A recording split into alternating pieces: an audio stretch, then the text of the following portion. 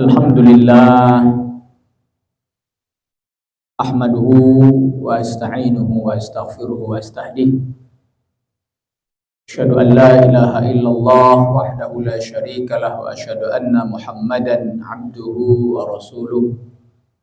Allahumma salli wa sallim wa barik ala habibina Muhammadin wa ala ali baitihi wa sahabatihi ghurril mayamin.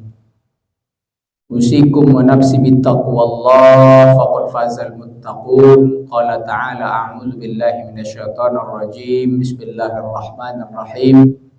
Ya ayyuhalladzina amanu ittaqullaha haqqa tuqatih wa la tamutunna illa wa antum muslimun.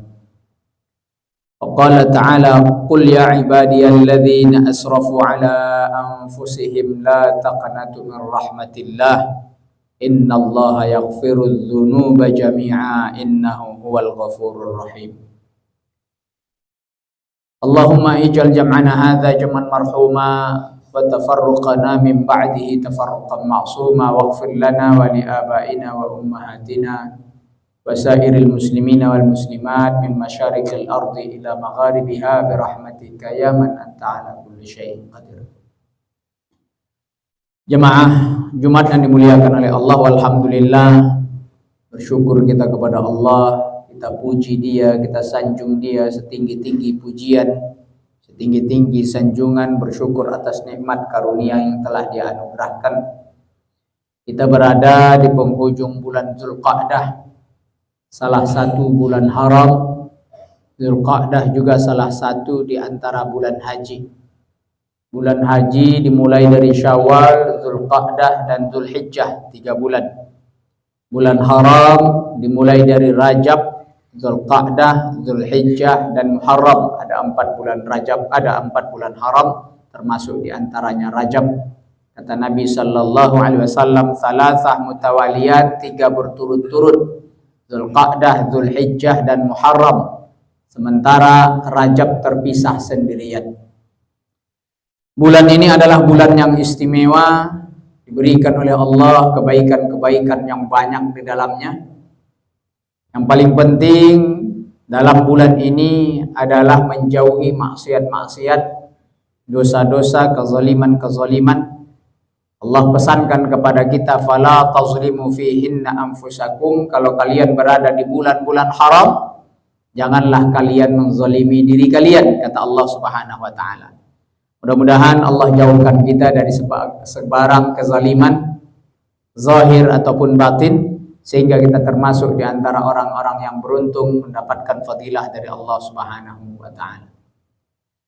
Kemudian jemaah-jemaah yang dimuliakan oleh Allah, salawat salam kita kepada baginda Nabi. Allahumma salli ala Muhammad wa ala ali Muhammad.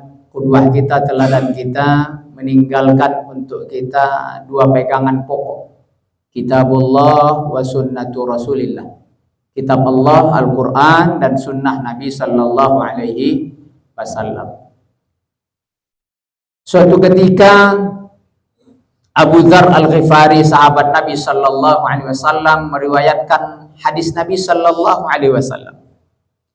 Kata Nabi, "Man ahsana ma baqiyah", siapa yang memperbaiki sisa umurnya, ghufira lahu ma baqiya, ghufira lahu ma madha. Siapa yang memperbaiki sisa umurnya, maka dia akan diampuni masa lalunya, kata baginda Nabi sallallahu alaihi wasallam. Lebih lanjut beliau mengatakan, waman asaa ma baqiya, siapa yang membuat keburukan di hari akhir-akhir usianya, husiba lahu, ukhidha lahu, diambil, dihisab, ma baqiya wa ma madha, sisa umurnya dan usia yang telah dia lewati akan dihisab seluruhnya oleh Allah Subhanahu wa taala. Jemaah yang dimuliakan oleh Allah,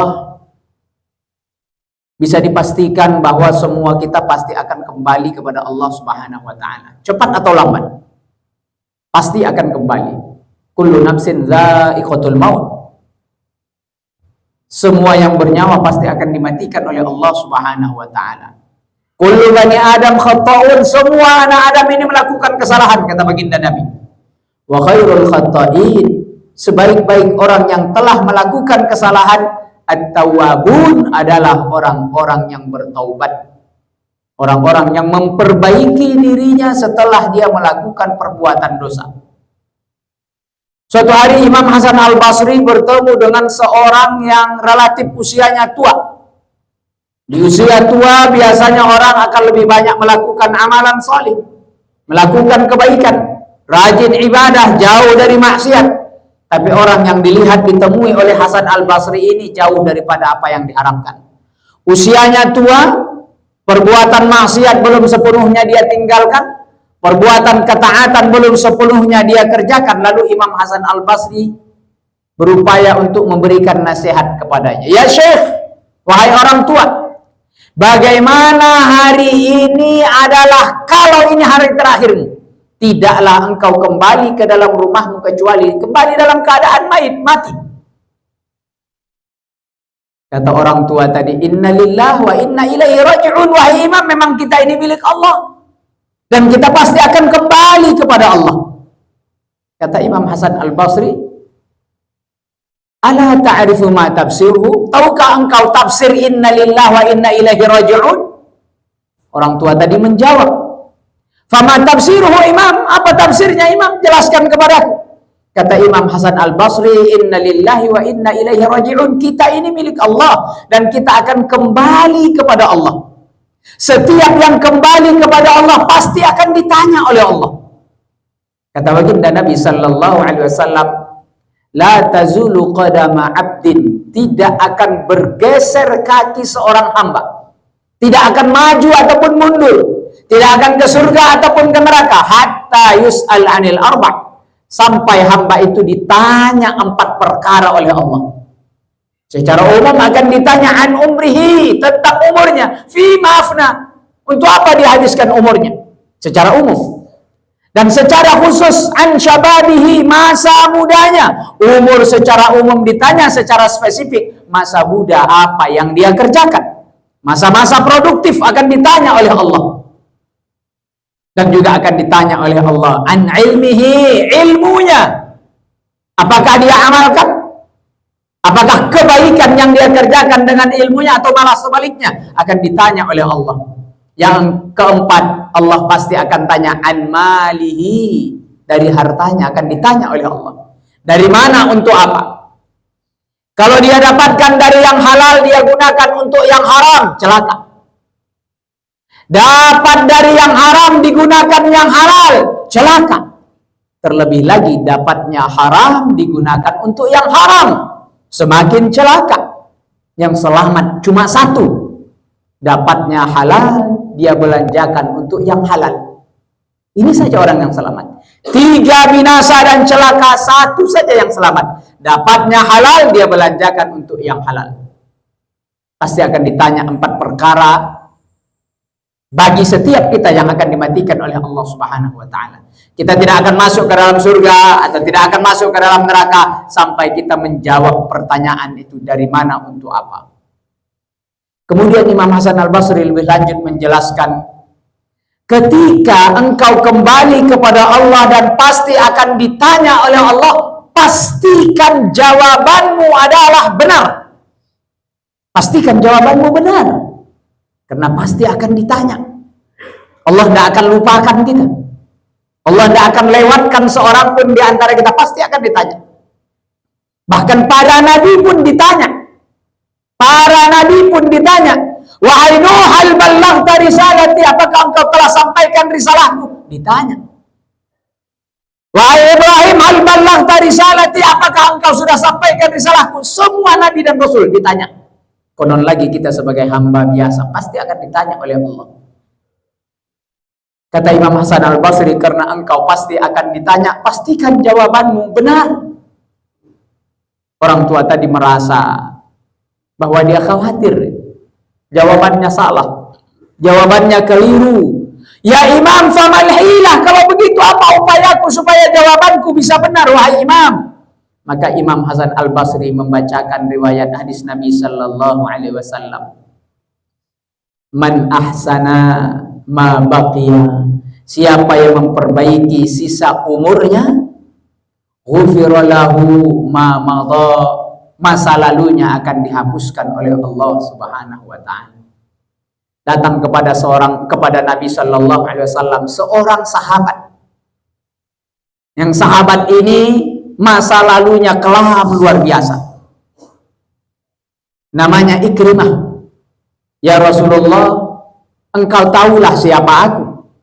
Banyaknya dosaku. Di perang Badar aku memerangimu. Di perang Uhud kami berusaha membunuhmu. Di perang Khandaq kami berupaya menghancurkan engkau dan sahabatmu. Ya Rasulullah, fahal li sabilun min taubah? Adakah jalan taubat bagiku ya Rasulullah? Ikrimah bin Abi Jahal. Ikrimah anaknya Abu Jahal. Tahun 8 Hijriyah, Ikrimah termasuk salah satu nama dari 10 orang yang disebutkan oleh Nabi, jika ketemu Ikrimah bin Abi Jahal, faqtuluhu, bunuh dia. Meskipun dia bergantung di kiswah Ka'bah, di sitar Ka'bah, bunuh, kata Nabi. Tidak ada keamanan bagi Ikrimah bin Abi Jahal. Sehingga Ikrimah lari meninggalkan kota Mekah. Kemudian setelah istrinya Ikrimah masuk ke dalam Islam, menghadap kepada Nabi, dia meminta kepada Rasulullah jaminan. Kalau dia mampu membawa Ikrimah kepada Rasulullah, apakah Ikrimah bisa dijamin selamat, tidak engkau bunuh ya Rasulullah? Jawab Nabi, iyalak, huwalak, jaminan itu engkau dapatkan. Dijemputlah Ikrimah, hampir saja menyeberang ke Ethiopia. Datanglah Ikrimah bin Abi Jahal menghadap Rasulullah. Dia ucapkan kalimah syahadatain. Lalu dia ceritakan kepada Rasulullah, ya Rasulullah, apakah ada jalan taubat bagiku ya Rasulullah? Banyaknya dosaku, berkali-kali berupaya ingin membunuhmu, mencelakaimu, memerangimu, mengejekmu, melecehkanmu, menghinamu, merendahkanmu. Jawab Nabi sallallahu alaihi wasallam, al-islamu yajubbu ma qablah. Islam itu menutupi masa lalu. Ikrimah bin Abi Jahal, setelah dia masuk Islam, dia perbaiki sisa umurnya. Dia menjadi seorang sahabat Nabi sallallahu alaihi wasallam. Dia habiskan usianya di medan jihad. Dulu betul dia memerangi Nabi. Dulu dia memusuhi Nabi, tapi setelah keislamannya, dia perbaiki sisa umurnya. Dia berperang di jalan jihad fi sabilillah, dan Allah matikan dia dalam keadaan syahid. Man ahsana ma baqiya, siapa yang memperbaiki sisa umurnya, ghufira lahu ma madha, Allah akan ampuni dosa-dosanya yang telah lalu. Jemaah yang dimuliakan oleh Allah, mudah-mudahan Allah Subhanahu wa taala ampuni diri kita atas segala kelancangan, keteledoran, melanggar perintah Allah, melanggar larangan Allah. Mudah-mudahan Allah Subhanahu wa taala ampuni kita di sisa-sisa usia kita ini. Aqul qouli hadza wa astaghfirullah innahu wal ghafurur rahim.